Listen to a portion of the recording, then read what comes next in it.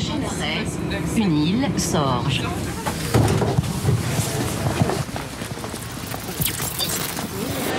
Récemment, il y a un copain qui me demandait genre qu'est-ce que tu peux faire comme activité et tout le week-end, un truc comme ça. Du coup, je lui ai dit demande à ChatGPT. Je partais faire du camping sauvage et j'avais peur d'avoir oublié 2-3 petits trucs essentiels. Et puis il m'a rappelé de prendre un ouvre-boîte de conserve, ce que j'avais pas pensé. Je l'ai utilisé pour lui demander la différence entre un balayage et des mèches. Moi aussi, j'ai une question qui me taraude. Allez, je me lance. Bonjour, ChatGPT. Que signifient les 3 lettres GPT dans ton nom? Voyons voir ce qu'il me répond.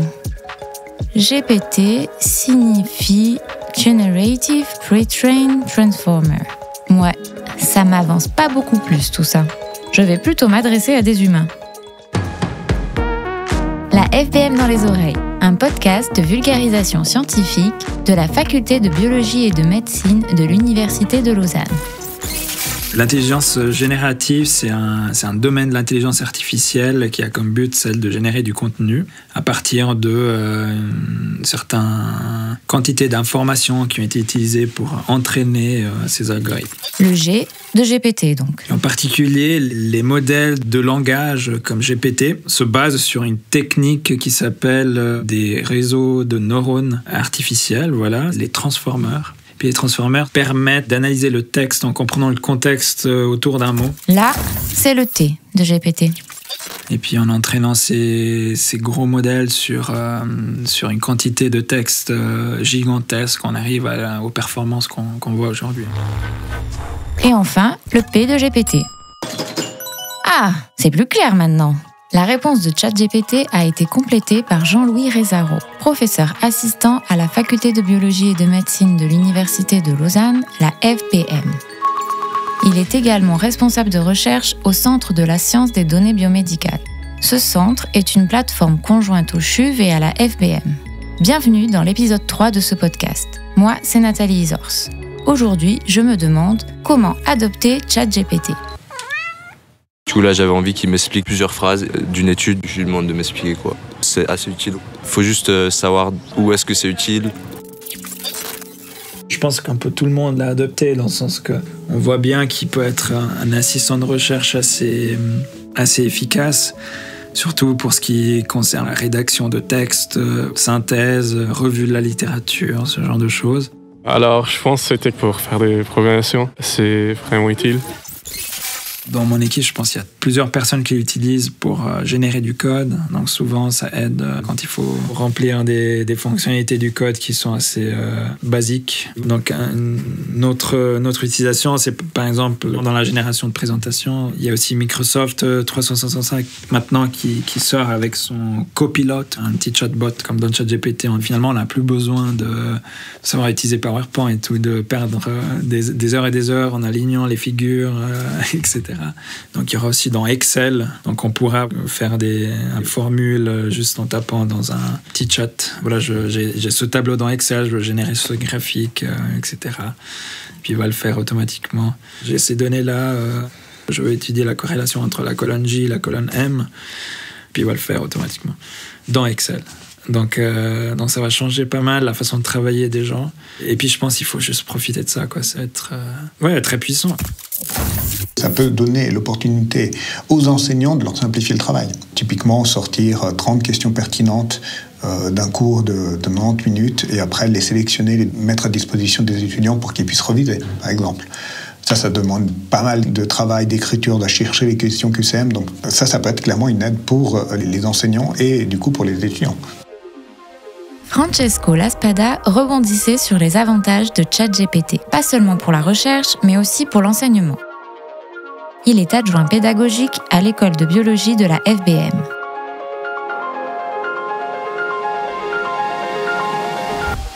On imagine même appliquer ça au secrétariat de l'école de biologie. C'est juste une idée qui nous est née comme ça, mais typiquement pour certaines lettres qu'on fait de manière très répétitive afin qu'ils nous pondent toujours ce même type de lettres qu'on a l'habitude de faire, par exemple. Voilà, ça c'est des choses qui qui nous sont en tête, qui on se dit, il y a peut-être moyen de nous simplifier la vie pour les tâches rébarbatives qu'on fait habituellement. Pratique ChatGPT.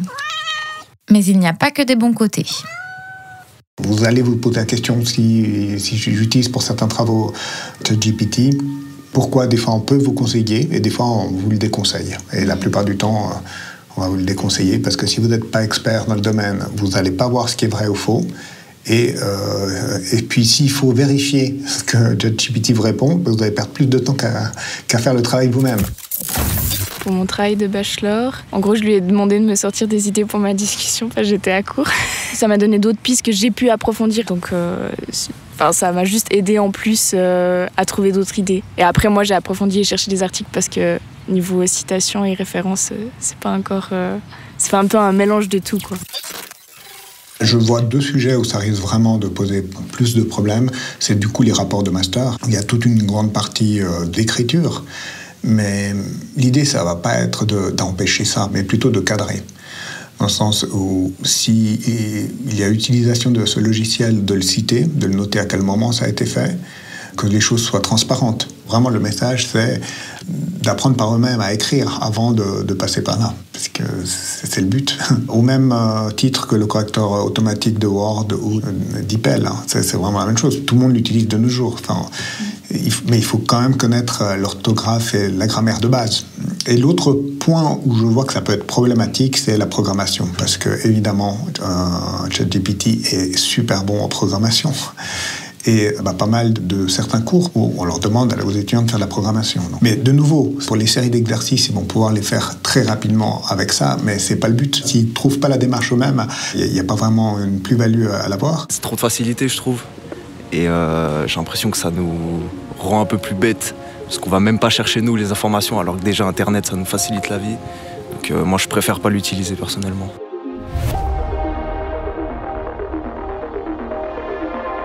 À l'école de biologie de la FBM, l'objectif est de sensibiliser les enseignantes et les enseignants aux avantages et aux limites de l'utilisation de ChatGPT.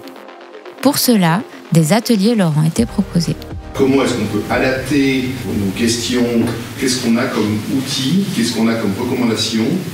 C'est la raison de ma présence aujourd'hui. On travaille sur ces questions avec Francesco depuis 3 mois.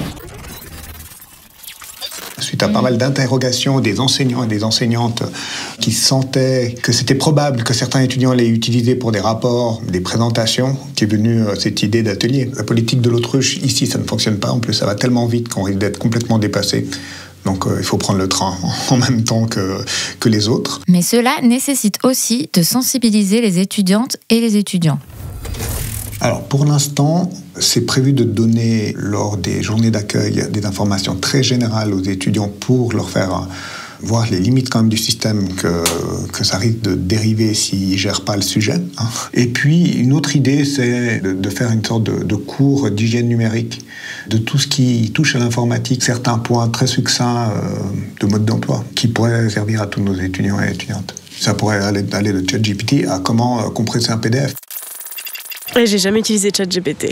Enfin, j'ai jamais ressenti le besoin de l'utiliser ou l'intérêt particulièrement. J'ai pas encore posé de questions à ChatGPT.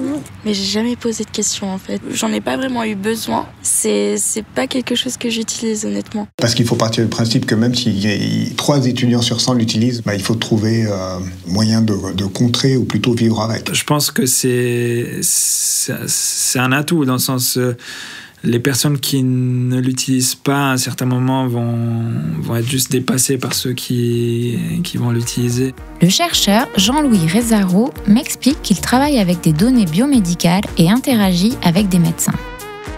On pourrait utiliser cette intelligence artificielle générative dans plusieurs contextes, donc dans le diagnostic, prognostic, la prise de décision pour le choix d'un traitement, mais aussi surtout dans le contexte de l'amélioration de l'interaction entre le médecin ou le soignant et puis le système du dossier électronique du patient. Aujourd'hui, il y a plus ou moins, je pense, 30% du temps d'un médecin qui est passé pour remplir l'information dans le dossier patient. On pourrait imaginer que dans une consultation ambulatoire, on mette des micros et puis la conversation entre le patient et le médecin est enregistrée et puis transformée par une AI générative qui remplit exactement le dossier patient. Et puis attend juste une validation du médecin. L'interaction serait beaucoup plus naturelle avec le patient.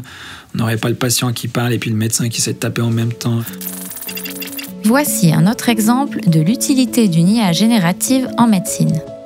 Avec l'équipe du docteur François Bastardo, on réfléchissait à faire des tests pour, par exemple, essayer de résumer la lettre de sortie pour les patients. Elle est écrite par un médecin, mais pas forcément pour le patient, mais peut-être pour un autre médecin. Et puis l'AI générative, elle est très performante dans tout ce qui est résumé. On pourrait essayer d'avoir une version de la lettre de sortie qui soit adaptée au patient. Peut-être à l'âge du patient, à sa compréhension du domaine et puis à la langue du patient. Pour que finalement aussi le patient puisse comprendre ce qui s'est passé pendant son séjour à l'hôpital. Mais alors, est-ce que la machine va remplacer petit à petit l'être humain ?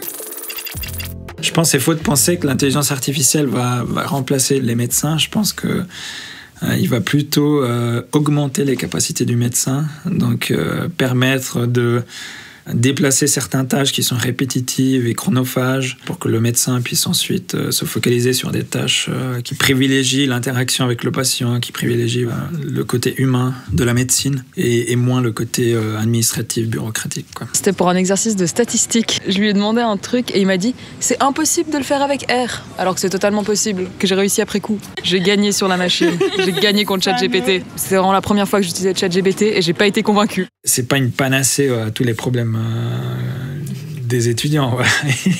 Je pense que la validation humaine est toujours nécessaire, surtout au début, parce qu'on ne connaît pas la technologie de manière suffisamment détaillée.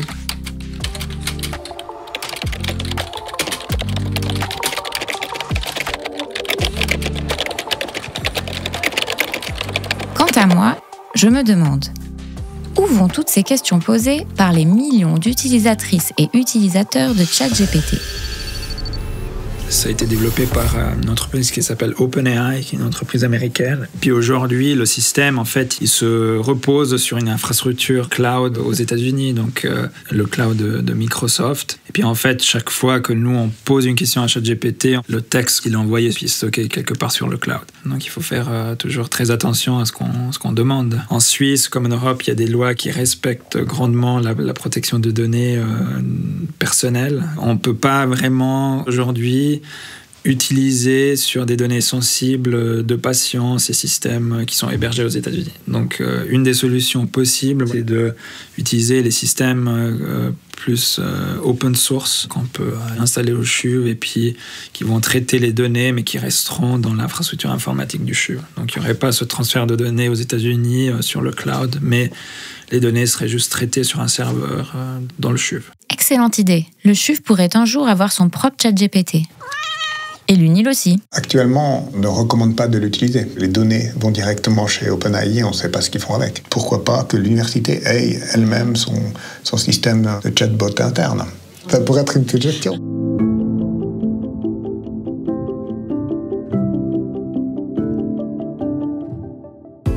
ChatGPT soulève donc des questions liées à la collecte et au stockage des données, mais aussi des questions éthiques. Et à ce sujet, deux conséquences de son utilisation s'opposent complètement. D'un côté, il y a pas mal d'opportunités qui naissent avec. Ça permet paradoxalement de mettre à égalité un peu tous les étudiants parce que du coup, pour certains exercices ou les corrections de rapports, les étudiants pouvaient demander à son grand frère ou à sa grande sœur des lettres comme ça. Maintenant, tout le monde a accès au même outil.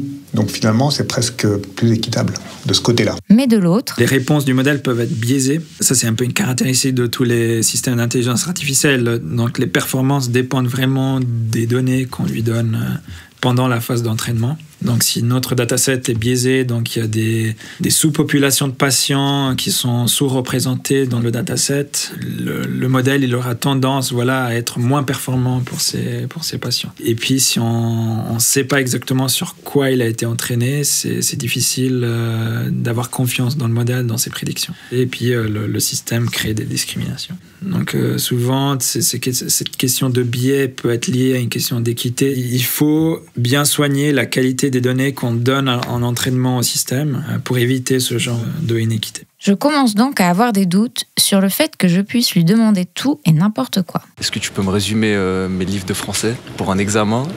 Ça m'a aidé dans l'ensemble, mais précisément non. Alors c'était aussi pour l'école, à résumer un livre aussi. Mais ouais, je me suis rendu compte que les infos, elles étaient très bizarres et je sentais que, à la limite, ils parlaient même pas du même livre que moi. Il y avait des personnages différents et tout, donc je me suis vite dit qu'il fallait pas trop que je me repose là-dessus, quoi. C'est rien comparé à vraiment un vrai cours de français qui nous explique bien. Demander à ChatGPT de faire quelque chose qu'on ne connaît pas, c'est toujours risqué parce qu'on sait jamais si le résultat peut être fiable ou pas. Donc, si on veut l'utiliser comme assistant, il faut l'utiliser pour quelque chose qu'on sait faire soi-même. Donc, pour lequel on a un esprit critique, on sait évaluer la qualité du résultat de façon à gagner du temps. Et ça, c'est très important. Jean-Louis Rézaro m'explique également qu'il est primordial de savoir comment interroger ChatGPT pour en tirer la meilleure réponse possible. Cette action d'interroger un modèle de langage est appelée prompting. La façon dont on va interroger le modèle influence fortement l'output. Donc ça a été démontré par plusieurs articles scientifiques. Et puis plus on arrive à bien structurer notre prompt, meilleure va être la réponse. Si on veut quelque chose de détaillé, il va falloir bien découper ça en des sous-problèmes. On voit bien que les gens qui sont entraînés dans la programmation informatique, qui ont vraiment, par formation, ce type de pensée structurée, arrivent à tirer de ces systèmes-là des meilleurs résultats que ceux qui n'ont pas cette structure. Et puis, il y a pas mal d'entreprises maintenant qui cherchent des ingénieurs du prompting qui sont aussi pas mal rémunérés parce que la capacité d'interroger de la manière plus efficace peut faire la différence. Donc il y a un nouveau métier qui se profile. Ces outils-là vont peut-être remplacer certains métiers, puis il y aura d'autres métiers qui vont se développer pour mieux utiliser ces technologies.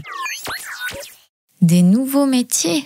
Honnêtement, je pense faire mon CV. En effet, c'est peut-être le moment de refaire son CV et de revoir sa formation. En parlant de formation, on pense aussi intégrer déjà pendant le cours de bioinformatique en bachelor certains éléments de comment fonctionne justement ChatGPT. Vous et moi savons désormais comment adopter ChatGPT. Enfin, surtout, comment bien l'adopter. En résumé, il est déconseillé d'utiliser des données sensibles, confidentielles ou personnelles dans ChatGPT car nous ne savons pas vraiment ce qu'elles deviennent. Gardons un esprit critique face à ces réponses car ces dernières peuvent manquer de fiabilité et contenir des biais de discrimination. Mais retenons aussi que on peut utiliser ChatGPT comme aide pour préparer des présentations, des résumés, des examens, des traductions, des CV ou faire des calculs. Mais est-ce que l'IA générative pourrait également être créative et répondre à des questions d'ordre, disons, existentielles ? Avec mes amis, dernièrement, on se posait des questions par rapport à l'intelligence artificielle et un peu le domaine artistique. On parlait par exemple de poésie qui avait été faite par ChatGPT. Du coup, j'aimerais bien tester, voir un peu si y a des poèmes ou des choses comme ça qui peuvent être faites. C'était faire du camping sauvage et j'avais peur d'avoir oublié 2-3 petits trucs essentiels. Et il m'a rappelé de prendre un ouvre-boîte de concert. Donc très pratique au final. Ce que tu peux faire comme activité tout le week-end. Puis il a dit des trucs classiques, quoi, genre aller dans la forêt, faire du parapente. Pour faire des vacances, quelque chose comme ça peut-être, ouais. Je crois que je l'ai utilisé pour lui demander la différence entre un balayage et des mèches. Je lui demanderais de créer un truc artistique, un peu, peut-être un visuel ou quelque chose comme ça. Oh là là, c'est déjà le moment de préparer le prochain épisode de ce podcast. Zut, je sais pas du tout par où commencer. Je pense que ça serait intéressant de simuler un expert avec une voix de quelqu'un que vous connaissez et de lui poser des questions. Donc, comme vous avez fait avec moi aujourd'hui, peut-être le faire avec un bot et puis voir ce que ça donne, quoi. Et si je suivais les conseils de Jean-Louis Rézaro, dit ChatGPT, tu voudrais pas créer le 4e épisode de ce podcast, s'il te plaît? Désolé, ce n'est pas possible dans cette app. La création d'un podcast est un moyen fantastique de développer une relation avec un large public d'auditeurs. Pour en savoir plus, lisez l'article sur « Comment créer un podcast ». Siri, Google, je crois pas vous avoir sonné, non? Je crois que je vais plutôt demander à Clara. La FBM dans les oreilles, un podcast de vulgarisation scientifique. Cet épisode a été réalisé par moi-même, Nathalie Isors, de l'unité de communication de la FPM, avec le soutien éditorial de Laure Gabu. Musique par Attrick. Mixage par Olivier Lupkeman.